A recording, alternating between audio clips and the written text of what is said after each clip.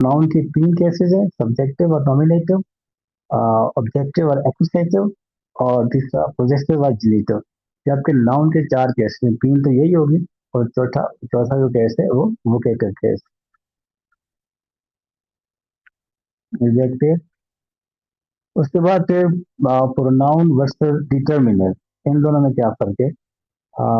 Pronoun, जैसे हमने देखा कि it is use as a subject as an object independently, it can stand on its own, but sometimes such words, for example, ये word है that is a difficult question, यहाँ पे this word that, ये क्या है? pronoun है, it is कभी use as a subject, that is a difficult question, ये एज a subject यूज हो रहा है, independently यूज हो रहा है, it can stand on its own, तो ये subject है। लेकिन जब जब हम कहते हैं that woman, that girl knows the answer, यहाँ पे that ये प्रोनाउन नहीं है, ये डिटर्मिनर है, डिटर्मिनर एज एन एडजेक्टिव, तो ये डिटर्मिनर, इसको हम डिटर्मिनर कहते हैं। तो प्रोनाउन वर्सेस डिटर्मिनर ये भी बार दफा मिक्स होता है, अंडरलाइन में ये पेपर से चीजें उठाई कुछ, अंडरलाइन क्यों होते हैं और आगे ऑप्शन दिए होते हैं, प्रोनाउन, डिटर्मिनर, फला फला। तो we have to know what is determiner. Determiners are words which are used before noun just to modify noun or pronoun। वो एज ए सब्जेक्ट नहीं होते, एज एन ऑब्जेक्ट नहीं होते, जस्ट वो मॉडिफाई कर रहे होते हैं किसी नाउन को। जैसे एग्जांपल लिखी हूँ यहाँ पे, मैं मजीद एग्जांपल भी आपके साथ शेयर करूंगा। ये दो सेंटेंसेस हैं, that is a difficult question, same word है दैट, ये किसी पास पेपर में ही था, मैंने वहां पे लिखा था, दैट इज डिफिकल्ट क्वेश्चन। दूसरा था that women knows the answer, तो word are the same, that. पहले में दैट इज डिफिकल्ट क्वेश्चन, ये डिटर्मिनर नहीं है, ये प्रोनाउन है, इंडिपेंडेंटली यूज हो रहा है, सब्जेक्ट यूज हो रहा है। दूसरे में that woman knows the answer, यहाँ पे दैट वुमन को मॉडिफाई कर रहे हैं, ये as an adjective, determiner which is normally as an adjective. Determiner को हम डिटेल से ही पढ़ेंगे, ऐसे टॉपिक पढ़ेंगे। फिर प्रोनाउन के साथ एंटीसीडेंट, इसको भी समझ लेंगे, एंटीसीडेंट क्या होता है। एंटीसीडेंट वो नाउन होता है जिसकी तरफ प्रोनाउन रेफर करता है, simple, noun that a pronoun refers to. For example, sentence यही लिखा हुआ, ही लॉस हिज कीज, इसमें ही जो है वो एंटीसीडेंट है किसका? हिज का। हिज इज रेफरिंग टुवर्ड्स ही। ये किसी को समझना है तो दोबारा पूछ सकता है, if you not clear. Antecedent is a noun or noun phrase sometime that is being referred by the pronoun. Noun that a pronoun refers to. A noun or a noun phrase that a pronoun refers to. एक और sentence लिखा हुआ है, the dog वेग its tail, इसमें dog antecedent है किसका? It's का। I have lost my keys, I antecedent है माई का। तो वो प्रोनाउन जो प्रोनाउन जिसकी तरफ रेफर करता है वो उस प्रोनाउन का एंटीसीडेंट होता है। ये आमतौर पर किसी पेपर में पूछा हुआ था, एंटीसीडेंट ऑप्शन में था, वो एंटीसीडेंट था। तो आपका कॉन्सेप्ट क्लियर हो जाएगा एंटीसीडेंट होता क्या है। तो ऐसा नाउन और नाउन फ्रेज जिसकी तरफ जो उस सेंटेंस के नजदीक प्रोनाउन रेफर करते हैं, वो नाउन जो है वो उसका एंटीसीडेंट होता है। Now we will discuss some kinds of pronoun, तो आगे इंशाल्लाह आपको क्लियर हो जाएगा। तो मेन काइंड्स, एक तो वही हमने लिखे अपने पर्सनल प्रोनाउंस जो हमने अभी लिखी है। Personal pronouns are the words that are used as a subject, first person, second person and third person. First person the speaker, second person the listener, and third person about whom we are talking. First person singular I, first person plural we. When one person is one voice talking, he would say I. When more than one people are talking, they say we. तो speaker जो होता है first person singular plural, and second person जिससे हम बात कर रहे हैं, who is the speak, जिससे हम खाते हैं, you singular you plural you, and third person singular he is about whom we are talking, and third person plural they। ये तो मतलब वो बातें जो हम जमाने से पढ़ रहे हैं। यार और जो सर है भी समझ नहीं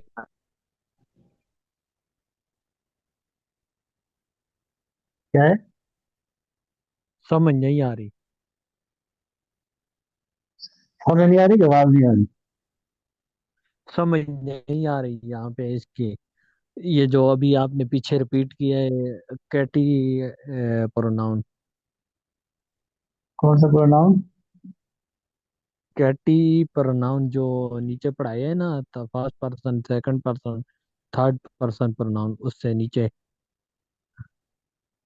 ये आप मुझसे बाद में बात कर लें, इन बात से बात कर लें। आपका जो थोड़ा सा बैकग्राउंड पर वेट किएगा तो आप, फिर ये ज़्यादा टाइम लगेगा तो आपको बाद में वीडियो वगैरह सेंड कर दूंगा।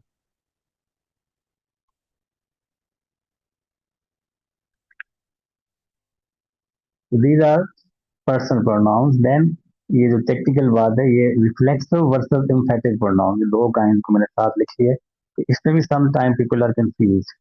तो रिफ्लेक्सिव और एम्फेटिक में डिफरेंस नहीं होता, पेपर में आए होते हैं और वर्ड अंडरलाइन किया हुआ है, क्योंकि word are the same, myself, himself, herself, yourself, themself, these are same words.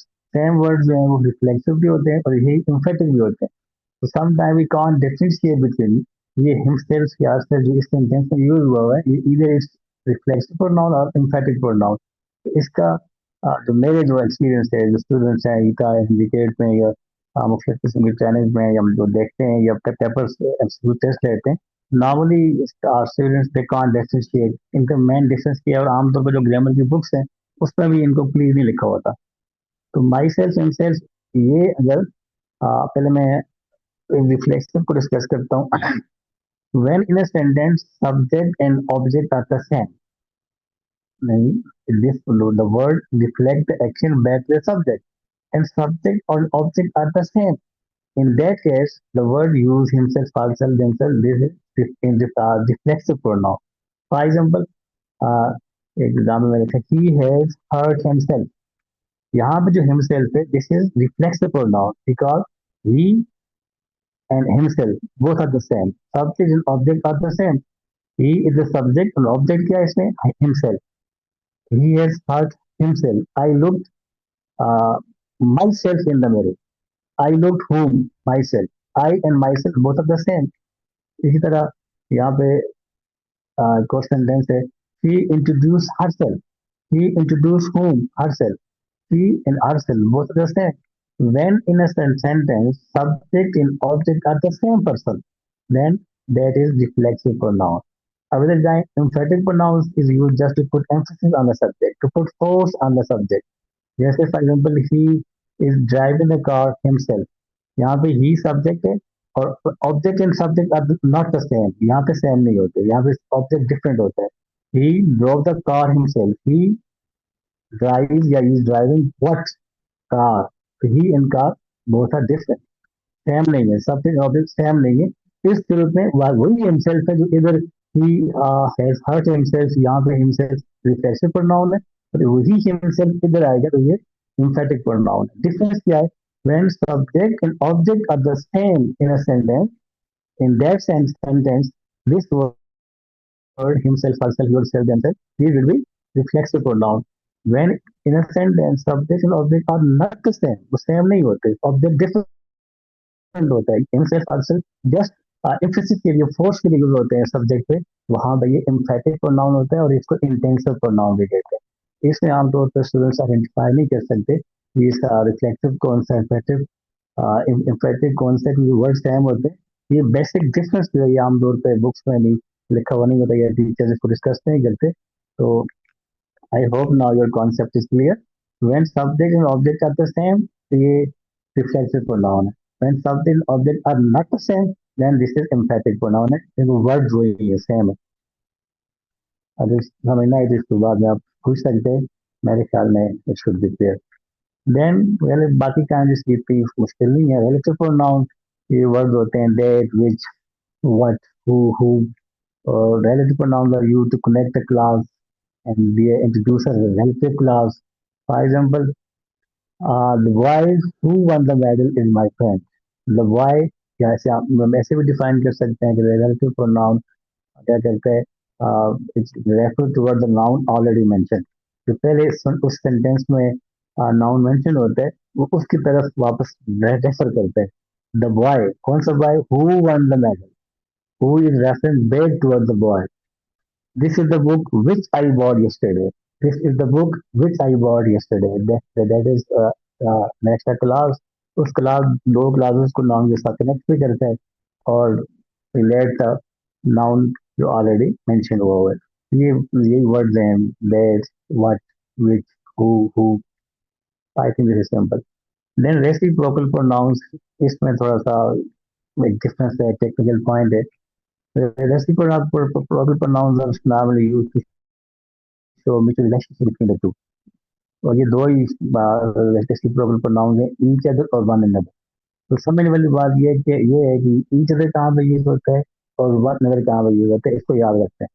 When we talk about two people, two persons, then we use each other.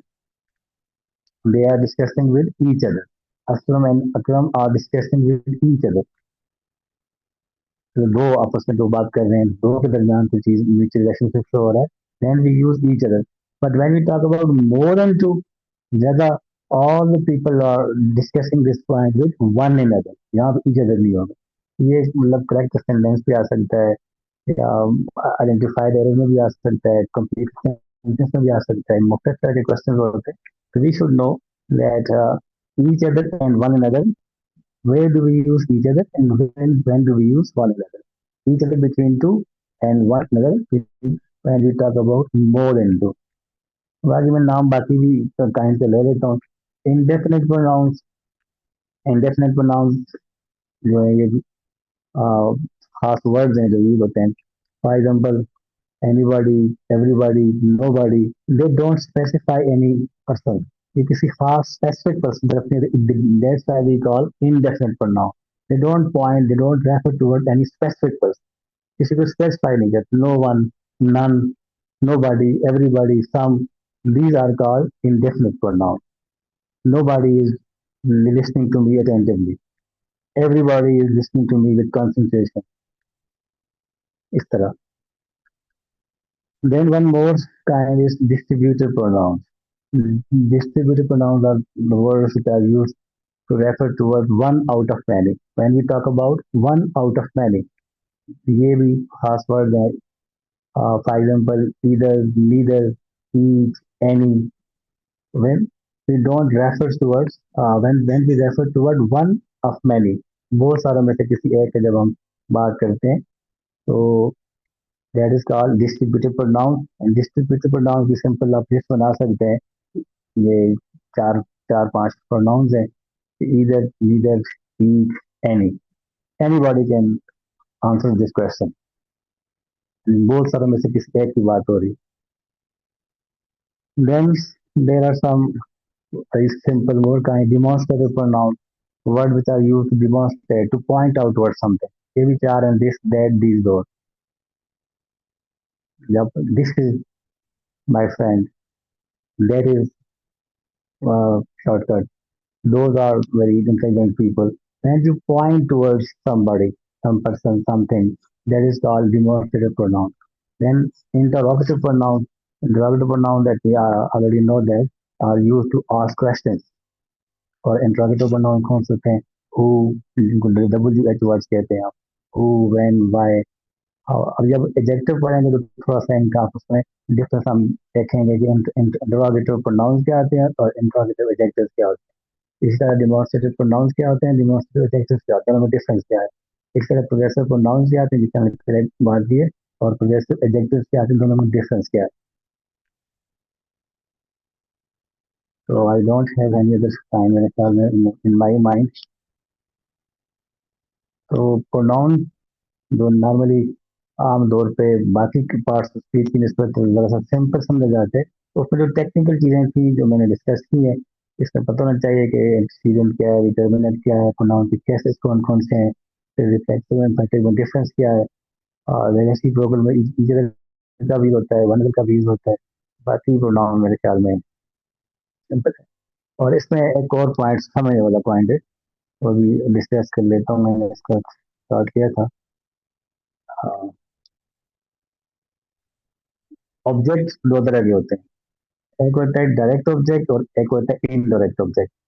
दोनों में क्या difference है, ये कब हम देखेंगे ये pronoun यहाँ पे डायरेक्ट ऑब्जेक्ट, नाउन और प्रोनाउन दोनों जगह ऑब्जेक्ट होते हैं, कब ये डायरेक्ट ऑब्जेक्ट है, कब ये इनडायरेक्ट ऑब्जेक्ट है, तो ये देख लें। मैं आपके साथ बाद में शेयर कर लूंगा। डायरेक्ट ऑब्जेक्ट तो आपको पता है, सिंपल है। व्हेन अ नाउन प्रोनाउन जो directly receives the action of the verb and it answers the question what, who. For example, she reads a book. The book is an object. It answers the question she reads what. She reads the book. या जैसे दूसरा sentence है, they invited John. They invited John. John is an object. They invited whom? John. So when a pronoun or a noun receives the action directly, action performed by the subject, that is called direct object. But sometimes we have an indirect object. In indirect object क्या होता है? An indirect object is a noun or pronoun that receives the direct object. It tells to whom, for whom some action is being performed. For example, ये sentence देखें clear हो जाएगा. She gave me a gift. In this sentence there are two objects. इसमें दो objects हैं. She gave me a gift. Gift भी object है, me भी object है. अब यहाँ में आपसे पूछा जाएगा, अंडरलाइन किया होगा. फॉर एग्जाम्पल मी आगे डायरेक्ट ऑब्जेक्ट है, इनडायरेक्ट ऑब्जेक्ट है, बाकी जो भी चीजें कॉम्प्लीमेंट है, सब्जेक्ट कॉम्प्लीमेंट है, ऑब्जेक्ट कॉम्प्लीमेंट है. ही गेव मी गिफ्ट, मी इसमें क्या है? इनडायरेक्ट ऑब्जेक्ट है. ही गेव व्हाट, तो पहला क्वेश्चन करें व्हाट, गिफ्ट. तो gift is direct object. And to whom did she give, किसको दिया? Me is indirect object. Me भी ऑब्जेक्ट है, गिफ्ट भी ऑब्जेक्ट. डिफरेंस क्या है? गिफ्ट डायरेक्ट ऑब्जेक्ट है और मी इनडायरेक्ट ऑब्जेक्ट है. दूसरा सेंटेंस देखें. The teacher told us a story. The teacher told what story. Story is object. And to whom did the teacher tell the story? Us is indirect object.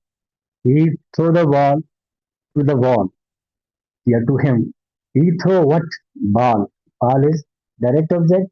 And to whom did he throw the ball? जो भी कहें, us कहें या me, वो indirect object है. तो ये सब नाउन और प्रोनाउन दोनों ऑब्जेक्ट के तौर पे इस्तेमाल होते हैं. तो इनके साथ ये concept of direct object and indirect object, this should also be clear. तो